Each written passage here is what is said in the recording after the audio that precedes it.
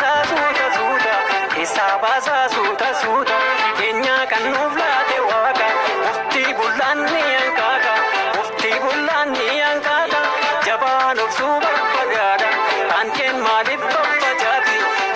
maaliif faffacaati itti radan yaadaan qabne maasi waan guddaa yaada garaayii itti cufuudha garaayii kutachiisuudha garaayii kan wal biraan qabne maasi waan guddaa yaada garaayii itti cufuudha garaayii kutachiisuudha garaayii itti cufuudha garaayii kutachiisuudha garaayii itti cufuudha garaayii kutachiisuudha garaayii.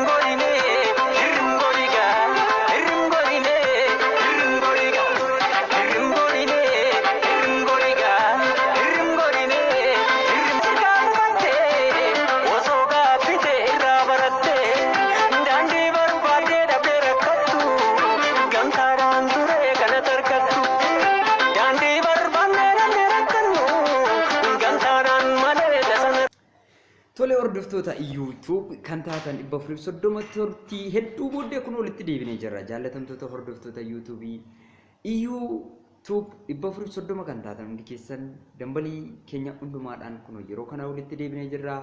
Turtii kana keessatti nageenyi badhaadhaa harka fuune jaallatamtoota keenyaaf hordoftoota keenya.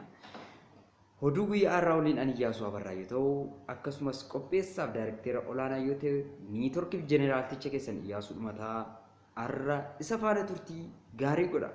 Torban kana keessatti taateewwan ta'an Itoophiyaa fi biyyoota hambaalee addunyaa irratti taateewwan hunda qabannee kun harkarraa qabna. Oduu hoyituu kanammoo itti siqaa jalatti siqaatii hordofaa isiniin jenna. Tsaggaayee Dandanaa yookaan Sayyoo Dandanaa kan jedhamu artistiin Chaawoo Juntaa jechuusaa dhagahamaa ture. Amma biyya Itoophiyaa keessatti garatti baqatu wal waan nama kolbisiisudha dhugaa dhagaa bilisiginnaa fi juntaan walitti taraaramuurraan kan ka'e Tsaggaayeen rakkoo guddaa keessa galee jira.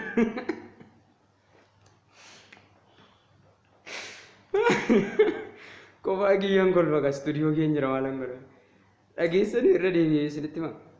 Tsaggaayeen baay'ee rakkoo ulfaataa fi dhibee qaba. Dhibee isaa hin beektu. Dhibeen isaa baay'eetti ulfaatee jira amma yeroo ammaatti.